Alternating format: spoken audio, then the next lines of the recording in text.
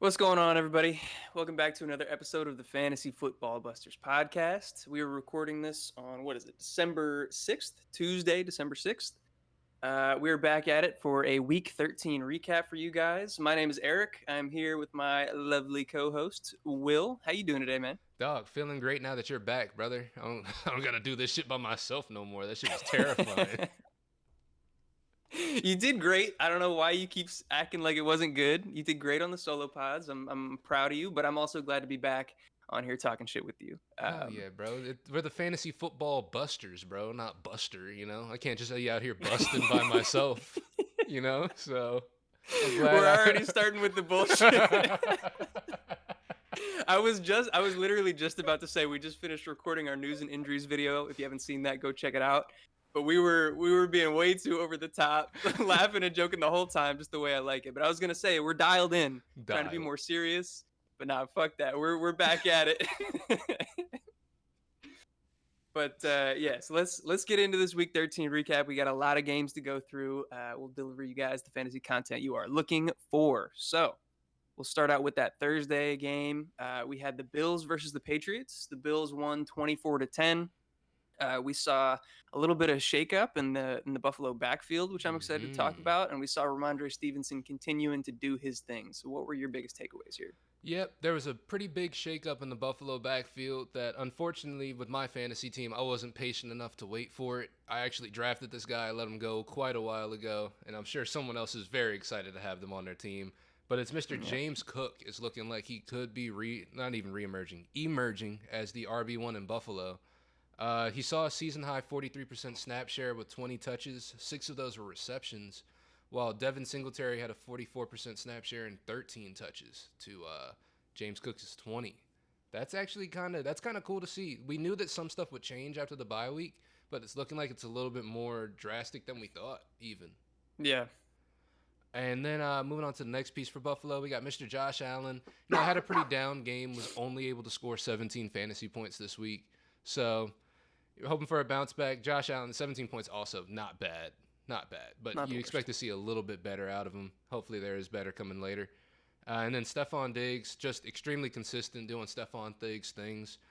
He actually hasn't scored over 20 fantasy points since the Bills' Week 7 bye, but he's only scored below 10 points once on the season back in Week 4. So he's been very consistent. He's been putting up consistent numbers every single week.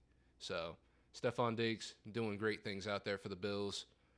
And on the New England side of the ball, we're really only going to talk about one person, and that's Mr. Ramondre Stevenson. Even in a game where the Patriots couldn't really get anything going, he still managed to get over 10 fantasy points. It's not great, but considering the game script that they were working with, it's still pretty impressive. And his receiving work just makes his floor very high, makes him a very safe play. So that's all I've got for that game right there. Yeah, there's not really too much to get into. It wasn't a super high scoring affair, and like you said, the Patriots kind of struggled, so there's not too many players to talk about on that side of the ball. But we will get into the next one here with the Packers versus the Bears. It seems like Aaron Rodgers does, in fact, still own the Bears. They won 28-19. We got another rookie that's been catching fire and continues to catch fire on the Green Bay side, and Justin Fields still looking great with his legs. What were your biggest takeaways from this game? Yeah, so my biggest takeaways from this game on the Green Bay side of the ball, I think we figured out who Christian Watson is, and it's that guy, pal, because he's got 8 touchdowns in his last 4 games. He's just Yeah, he's just dominant at this point. We didn't want to admit it at first. We didn't really want to believe it at first, but it's seeming as more yeah, time goes along, he's just really legit. Like in his last 4 games in terms of fantasy points, 30.7 points, 19.1 points, 19 points, and 22.9. So he's putting up alpha receiver numbers out there, and he's got at least a 20% target share in 3 of his last 4 games. So it's looking like he's that guy. And going on to another person on the Packers offense, we got Mr. Aaron Jones, who was dealing with a shin injury in this game. He left in the second quarter, but he did come back in, but he was only limited to 25 snaps and 14 touches.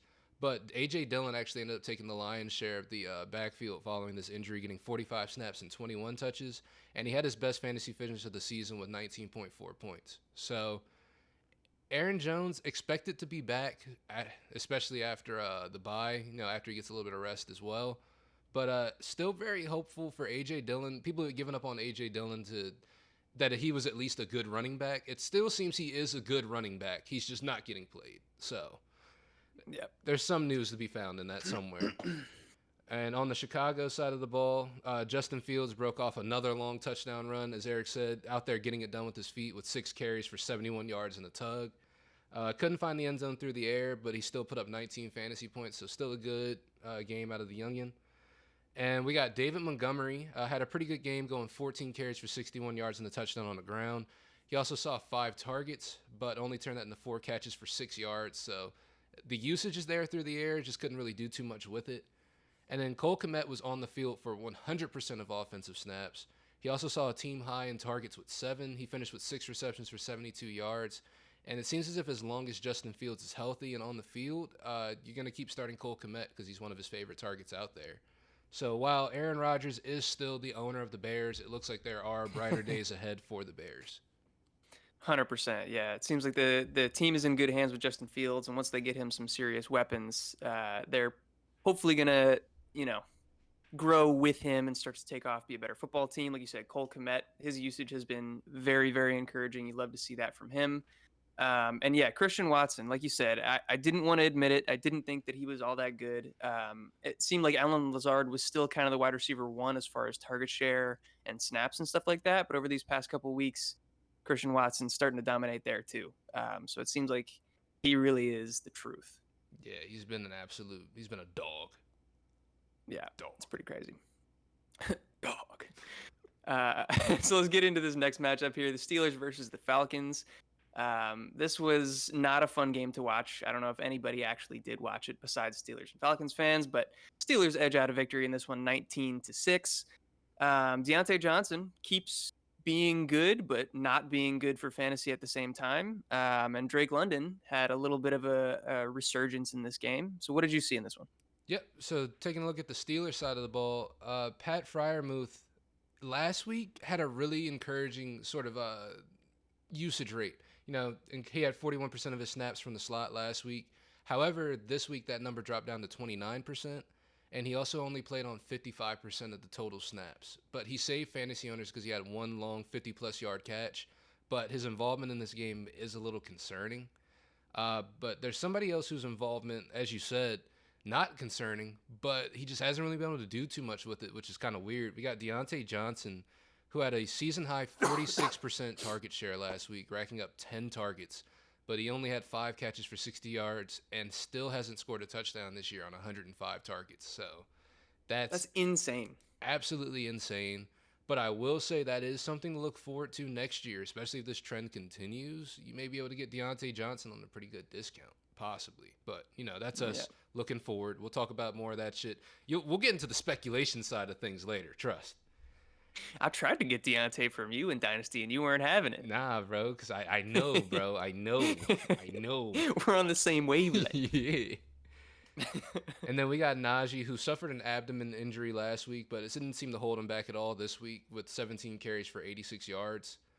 And going over to the Atlanta side of the ball, Drake London got 12 targets in this game, which was good for a 50% target share. But we got to take that with a grain of salt because if you did the math on that, that means they only threw the ball 24 times right there. And that's not a great sign for a receiver when your quarterback's only throwing the ball 24 times. But it is a great sign for London because at least those targets are going his way. And he finished with a stat line of 6 catches for 95 yards. So not a bad day for Drake London at all. But this Falcons team is weird. Yes. Yeah.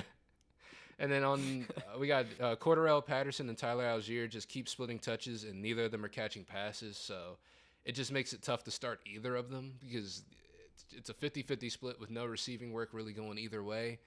Even though one of the guys used to play receiver, it's really weird. Like I said, Yeah. Doesn't make any sense. I don't understand it, but yeah, that's all I've really got from this game right here in terms of fantasy relevance. Yeah, I think it might be tough to start anybody on either of these teams with any confidence. Pat Freiermuth probably being the one exception, although, like you said, the usage in this game wasn't as encouraging as we've seen in prior weeks. Yeah. Get into the Vikings versus the Jets matchup. The Vikings won this one 27-22. The Jets defense is just really, really good, man. Even though the Vikings won, their offense kind of struggled, and we'll see that as we go through the kind of fantasy output from this matchup. And Mike White seemed to kind of fall back to earth, but he is at least bringing up the floor of all of his fantasy receivers around him. So, what did you see from this game? Yeah, so taking a look at the Minnesota side of the ball, the Jets defense made it pretty tough on the Vikings in this one, but the usual suspects still got the job done. We got Justin Jefferson, 7 of 11 targets for 45 yards in the tug, good for 15 fantasy points. And Dalvin Cook, 20 carries for 86 yards in the tug, also good for 15 fantasy points. TJ Hawkinson was second on the team in snaps, but he couldn't really turn that playing time into production, only going 4 catches for 33 yards. So hope to see more out of TJ Watkinson, but again, or TJ Watkinson, whoa. TJ Watkinson, that's a tough name, bro. That's his new nickname now. TJ Watkinson, that's tough. Yeah, let me coin that. I said that first. Anybody who asks, I You said got that it. first. That's crazy. But as we said, this Jets defense is really, really, really good. So the fact that, these guys struggled this week, got to take it with a grain of salt because they played against a really good defense. On the New York side of the ball, Mike White has brought these Jets receivers back to life, like you said. And Garrett Wilson he's the truth at this point, I think. Yeah. He's just really good. Back-to-back weeks, over 20 fantasy points. Didn't even need a touchdown to get there this week. Had 15 targets. Finished with 8 catches for 162 yards. He's out of his mind. And Baller. you love to see that out of a rookie wide receiver, especially at this point in the season, because that's league-winning potential right there. Yes, sir. And then we've got Mr. Zonovan Bam Knight. Dominated the snaps and touches with Michael Carter out. He ran the ball 15 times for 90 yards and saw 5 targets. And James Robinson barely being used at all. He's not hurt, by the way, just so you guys know. No. Week prior, he was a healthy scratch, I believe. This week, he was still on the active roster, but just didn't really get played all that much. So yeah, those Achilles tears proving that they are, in fact, still kind of a career ender. I guess you have I'm for Deonta Foreman 4 years later who's back and producing again, but it's pretty tough for a running back to sustain and like be able to stay in the NFL for that long. So we'll see what happens with James Robinson. Also, I do really like the Bam Knight nickname. Got nothing on TJ Watkinson though. So TJ Watkinson, baby. So let's keep it going. We'll go to the Lions versus the Jaguars in a game that was more of a landslide than I expected it to be. That's for sure. The Lions dominate this one 40-14. DeAndre Swift finally back. You love to see it. I'll let you talk about that one. And Trevor Lawrence avoided what we thought was a pretty scary injury. Looks like he'll be just fine. Yeah, so going with the Detroit side of the ball, like you said, DeAndre Swift is back. They finally unleashed the boy. He led the backfield in snaps and touches for the first time since week 8.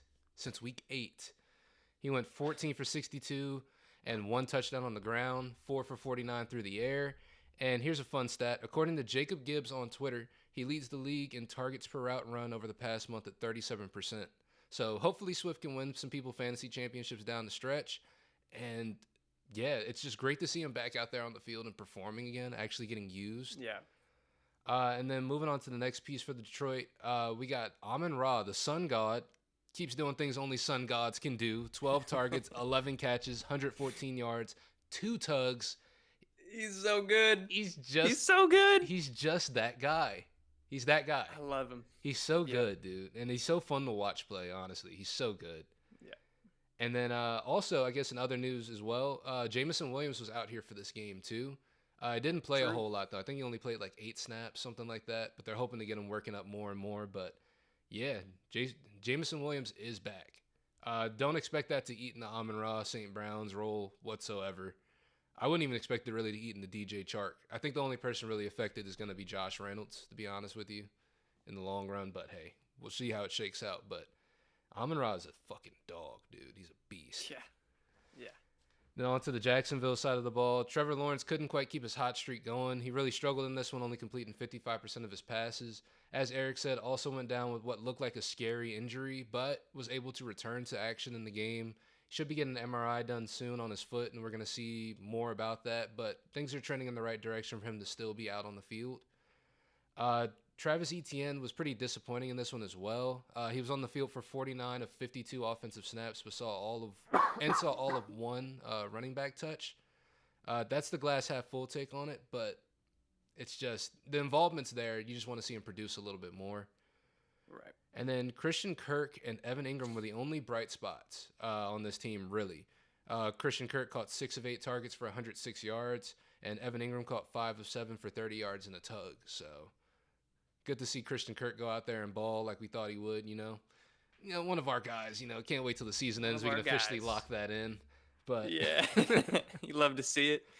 Yeah, the Jaguars have just been a streaky team, man. They're really up and down. It's kind of a roller coaster ride with them, and so it's tough to lock Trevor Lawrence or even really Travis Etienne into your lineups at this point. But I'm definitely still trusting Etienne. Like you said, the usage is there. We're just waiting for the production to follow. yeah. So we'll get on to this Eagles-Titans matchup. We had the revenge game for A.J. Brown, which you love to see. The Eagles dominate this one 35-10. A.J. Brown has his big game.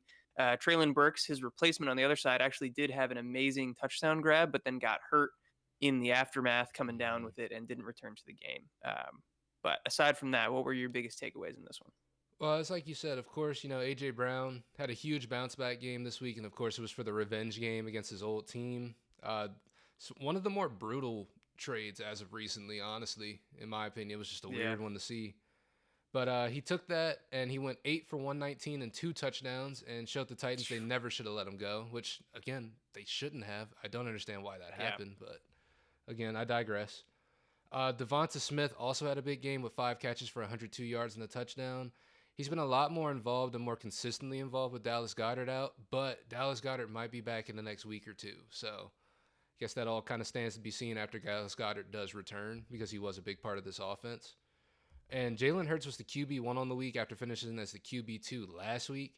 He threw for 380 yards, 3 touchdowns, and added a touchdown on the ground as well. So Jalen Hurts, he's in form. He's just doing what he does out there. Yeah.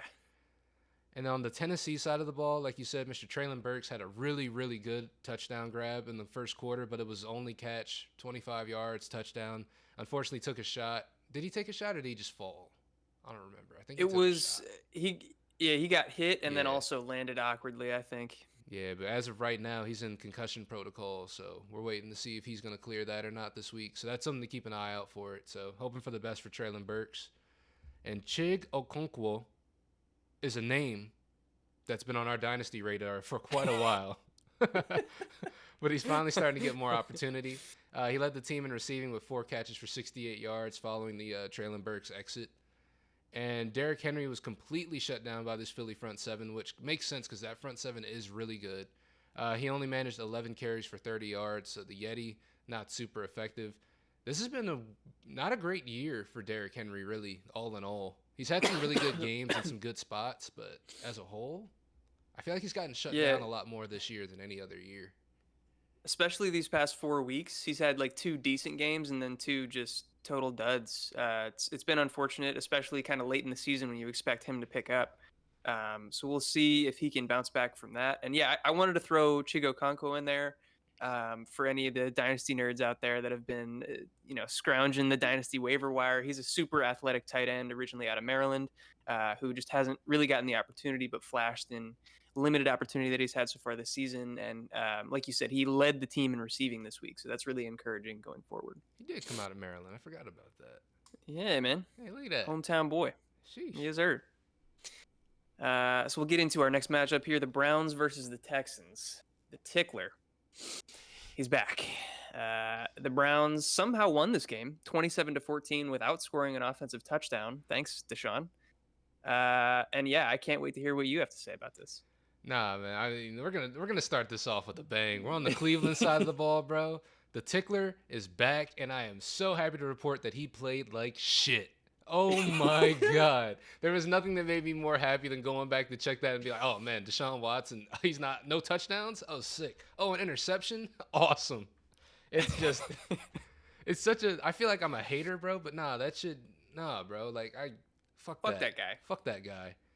Amari Cooper was his favorite target. Sorry, Amari Cooper, earning a 41% target share, but that only amounted to 4 catches for 40 yards. The real story here is that Cleveland's defense put up 31 fantasy points. They led the Browns to a Nuts. victory in a game where the team couldn't score an offensive touchdown, probably because there was massage oil all over the ball, against the worst defense in the league.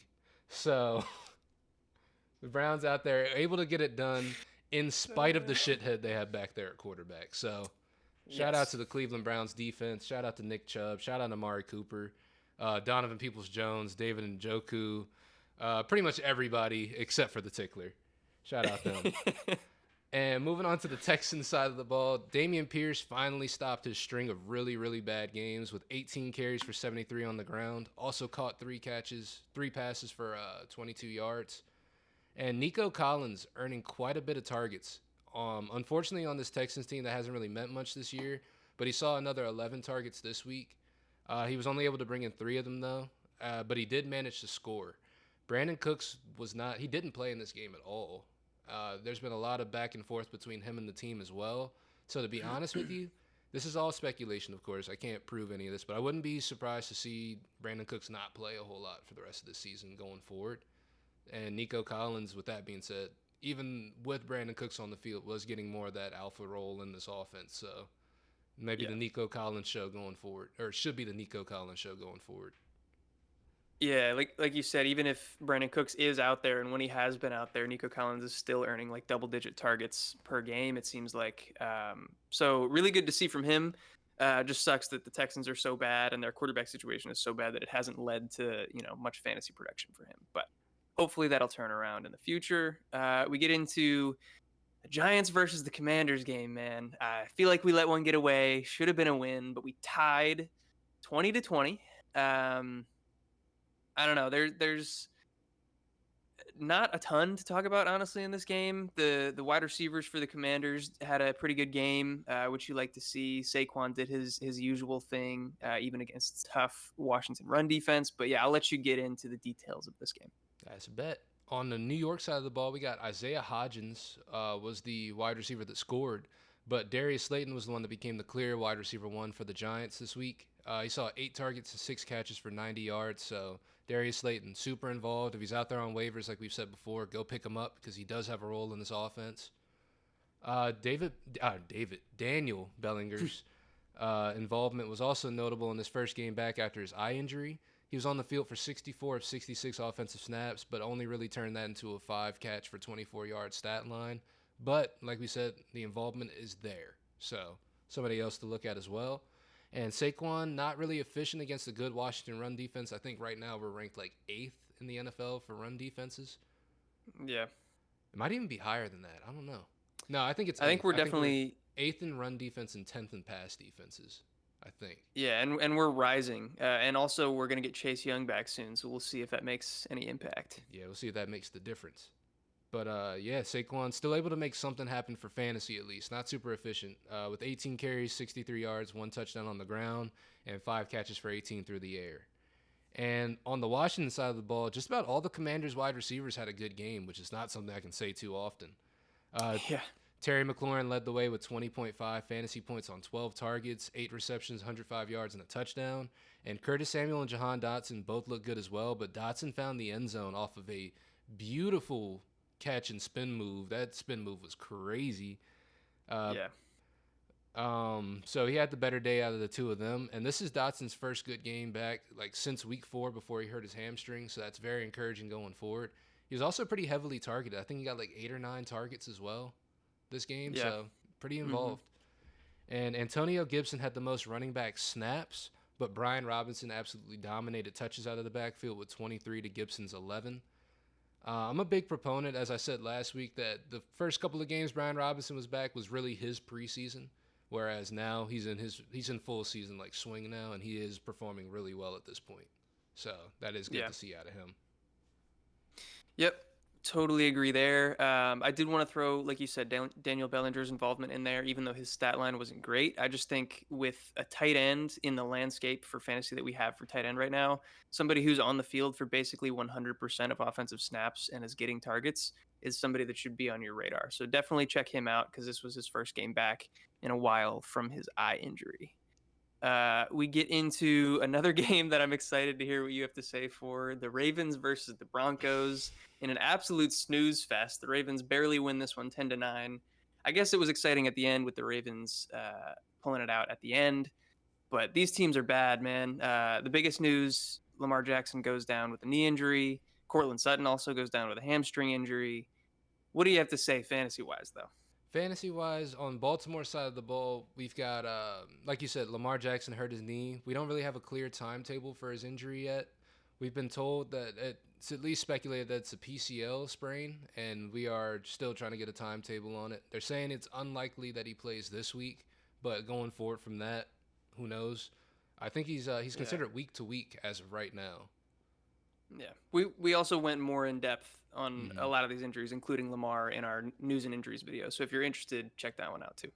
And then aside from that, there really wasn't much going on in this game, as you can tell from the score of 10-9. The Ravens couldn't really run the ball at all, and Mark Andrews caught four passes for 53 yards. So that's about it for the Ravens right there. And then we're on to the Denver side of the ball. Cortland Sutton suffered a hamstring injury in this one and didn't return to the game. So we're just looking out to see what his timetable is going to look like coming back to return to action. And we got Russell Wilson. He's just really fucking bad, dude. He just fucking Yeah. sucks. He sucks. The running game for Denver sucked, and the only bright spot for Denver was Greg Dulcich, who caught 6 passes for 85 yards. I'm getting tired of talking about Russell Wilson, man. It's his own team didn't show up to his birthday party. It's really bad, bro. It's really bad out here. I'm pretty sure, like, if Carson Wentz had a birthday party, a lot of the Commanders would show up to it. More than I 50%. think so. I think so. It's how far can one fall? I don't know, man.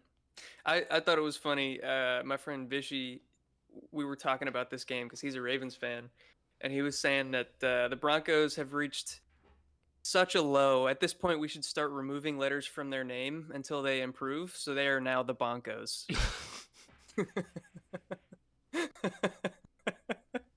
And if we're starting since week 1, I don't think they have a name anymore.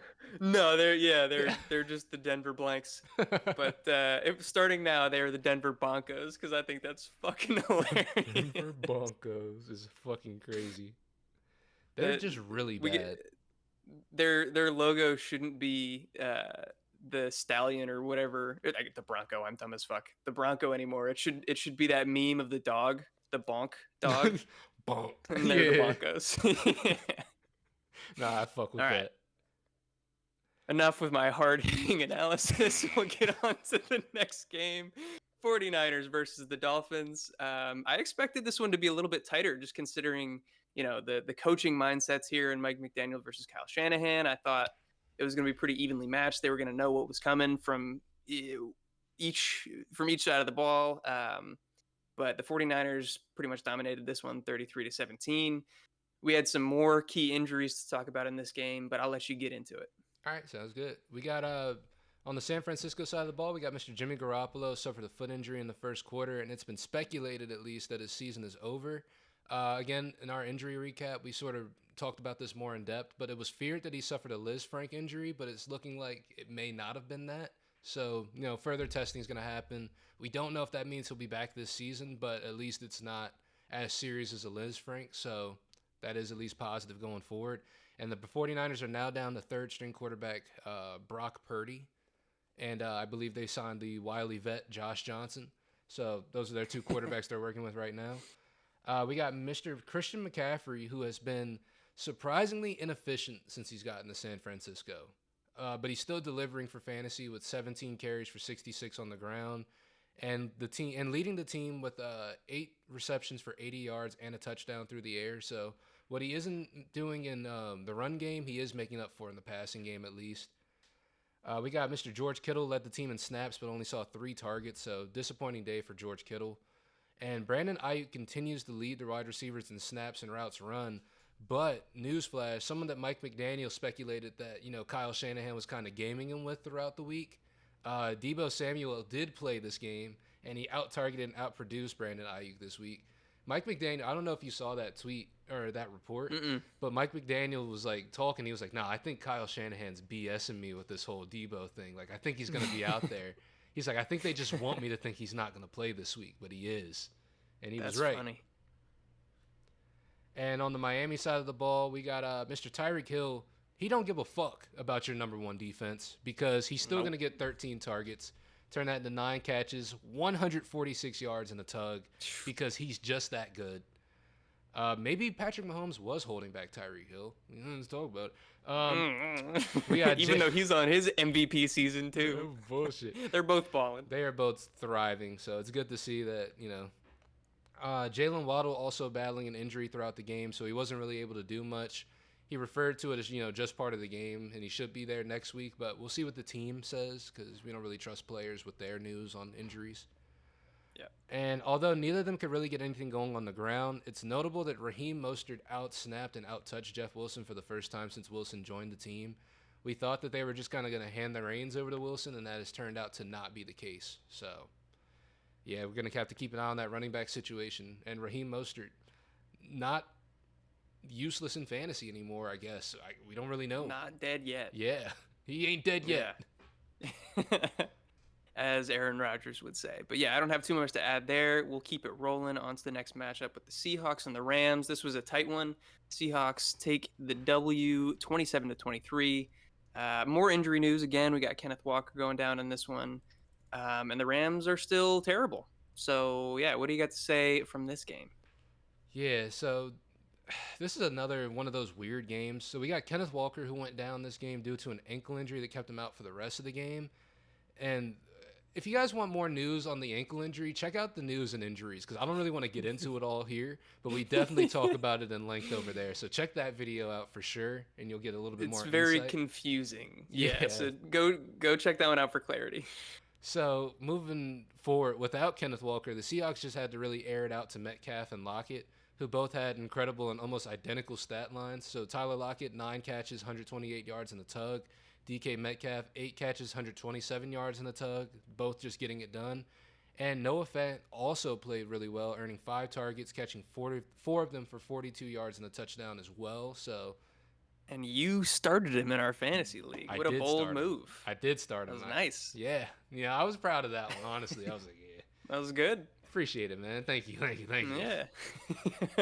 And then on the Los Angeles side of the ball, the Rams fucking suck. However, only player worth noting was Cam Akers. He was also incredibly inefficient with 3.5 yards per carry, but he did find the end zone twice. So all in all, pretty good day for fantasy, but everyone else, shitty.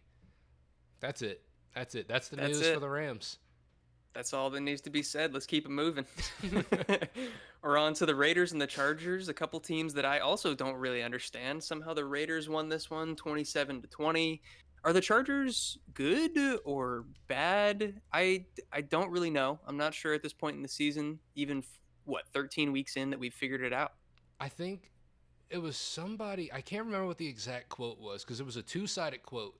And the one side was, this team wins and I have no idea how they win. But the Chargers lose and I have no idea how they lose.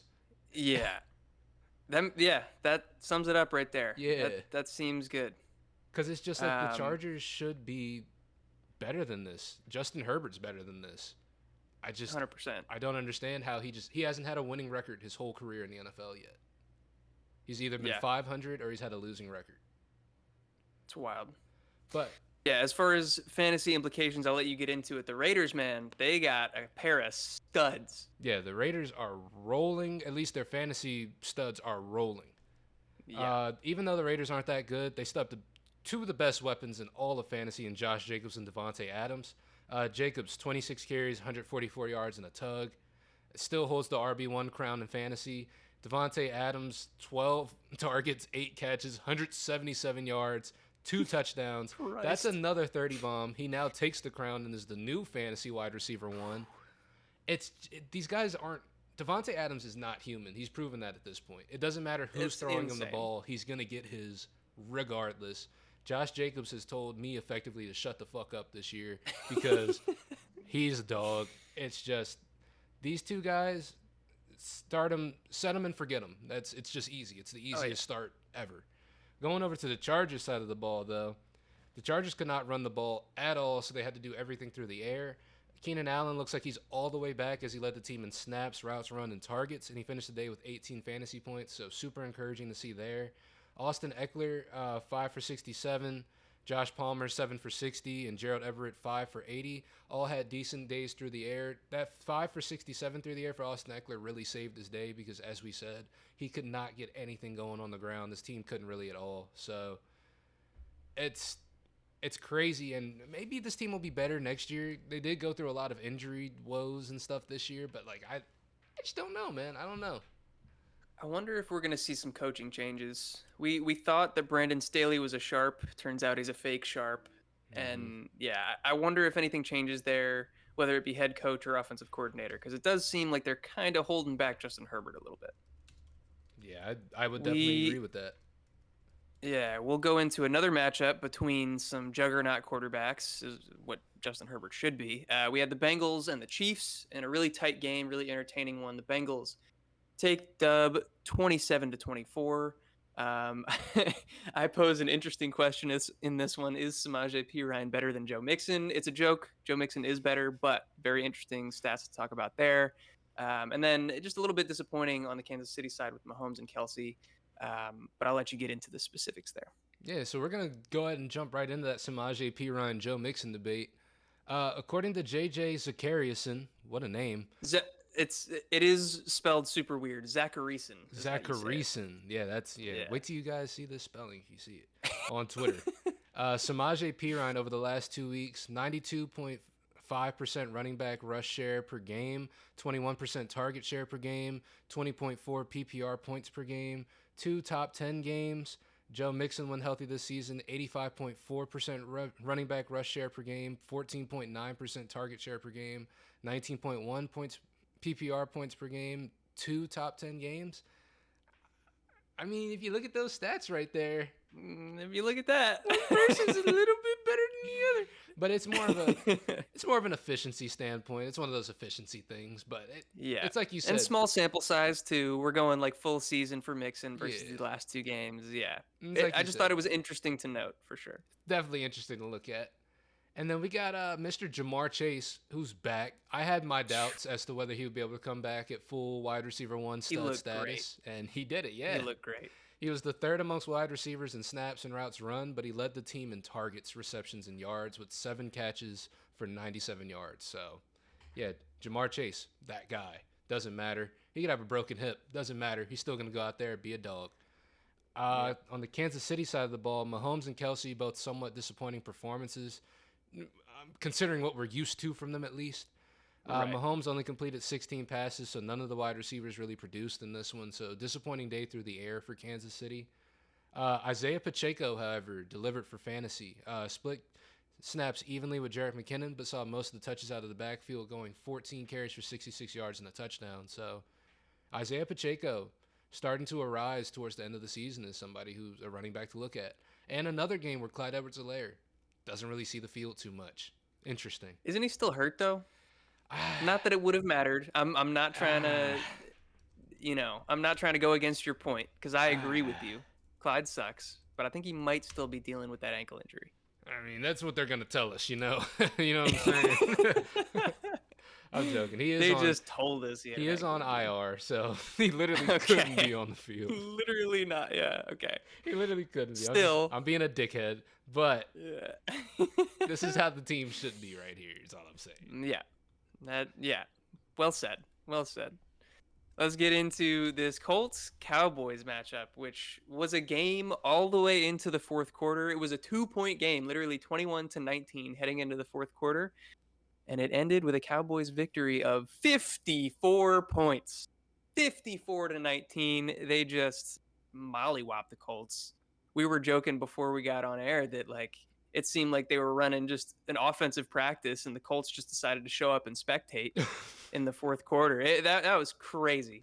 It was crazy. The Cowboys are absolutely rolling. We were also talking about whether or not they're like a legit Super Bowl contender. It seems like they might have a chance at it, but yeah, I'll toss this one to you for your fantasy takeaways. Yeah, it's just if you ask me, the Cowboys are looking like the best team in the NFC right now. Like outside of the Eagles or the Vikings, the two teams with the better records. I think, yeah, bro, the fucking Cowboys are going off. They're going stupid. But in terms of fantasy, right? Cowboys have a really good thing going on right now. They're dominating in the trenches on both sides of the ball.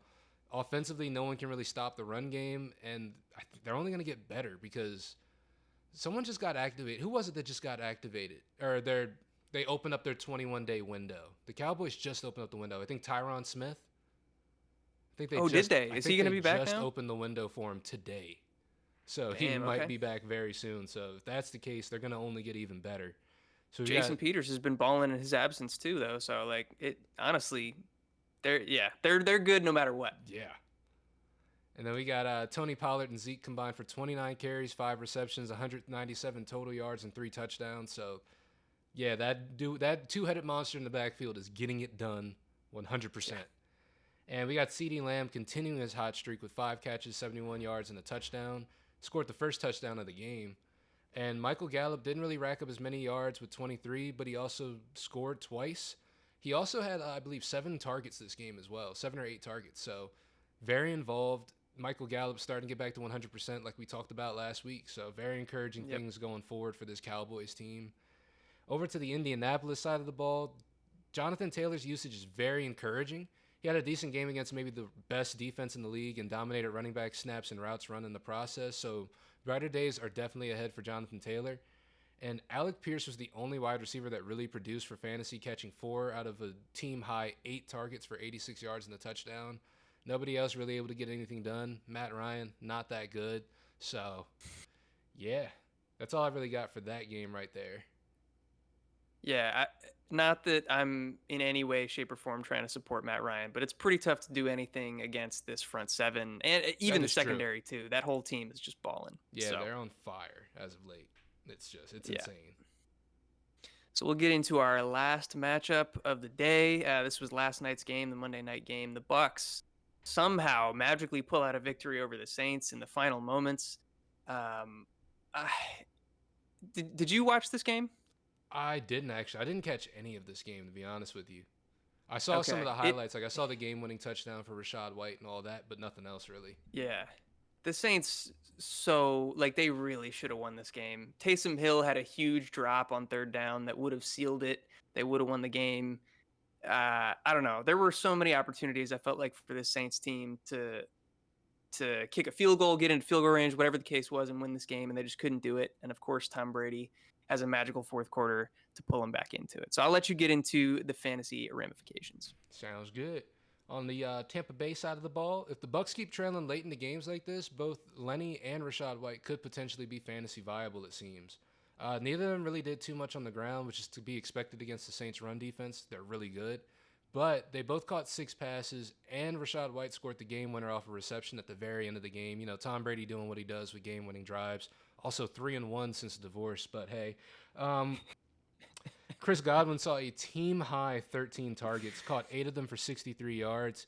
And Mike Evans continues to disappoint mostly because he hasn't scored since week 4. He went 4 for 59, so pretty pedestrian day out of Mike Evans, and we're hoping that turns around.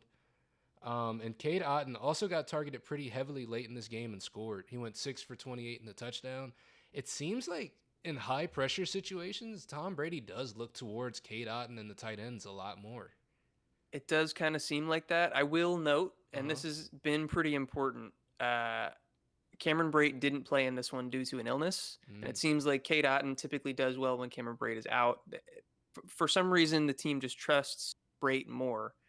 When they're both playing, he gets more of the playing time, even though I think Otten's probably more talented at this point. It's because he went to Harvard, you know. He's a good guy.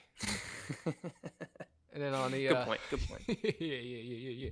And on the New Orleans side of the ball, with Akeem Hicks and Vita Vea healthy, the Bucks are back. Or not the Bucks. Yeah, the Bucks. The Bucks. Oh yeah. Jesus. Oh my God, my brain. I don't know what happened to me. Yeah, Scrambling your I head. scrambled my noggin. With Akeem Hicks and Vita Vea healthy, the Bucks are back to being an elite run defense. Something that we had kind of talked about while they weren't healthy was, is the Bucks the run defense really that good? They are. They just weren't Yeah, healthy. they're back. Uh, Yep. Alvin Kamara averaged 2.2 yards per carry in total, 26 rushing yards. Uh, I don't know who this guy is. I'm gonna let you talk about him actually right here. I don't think most people knew about him. I didn't know who he was coming into the season. His name is Rashid Shaheed. He was surprisingly the team's leading receiver with 4 catches for 75 yards. Um, I'm not sure if he's like a flash in the pan or what the deal is with him. He's caught quite a few deep targets this year, but he's been inconsistent as far as like fantasy production. But like I said, led the team 75 yards, and then Chris Olave wasn't too far behind him, going for 60. But yeah, not too many takeaways from this game. It was a fairly low scoring game. Both defenses were probably the biggest factors in the game. So, not a ton of fantasy relevance. Yeah, shout out Rashid Shaheed, whose name doesn't sound real. But hey, man, good on you, bro. Good on you, bro. Good stuff. You know. Yeah. So that'll wrap it up for us. If you did stick with us all the way to the end, we appreciate you very much. Do all that good YouTube stuff for us. Hit the like button. That helps us out a ton. Comment if you got anything to say to us. If you have any fantasy questions, we would be more than happy to answer you. Engage with us. We love that kind of stuff. And subscribe so that you'll see our videos that are coming out later in the week. Also, check out our other social media platforms that we got rolling down in the description. We have all the links. We got our TikTok rolling out there right now. We're putting stuff up on Twitter, answering people's questions in both of those locations as well. Yeah, Will, what else you got to say to the people before we get out of here? Yeah, all I've got left is if you guys have any fantasy football questions, drop those down in the comments as well. There is no paywall. Ask us whatever. We will answer your questions and we will get that to you in a timely manner. You know what I'm saying? So, Facts. yeah, and with that being said, we'll see you guys later this week. We always have our sit start left for the week as well. So, look forward to that. And if you made it this far into this video, we love you. We love you so much. Thank you for watching. And we'll catch you again later this week. Peace. Peace.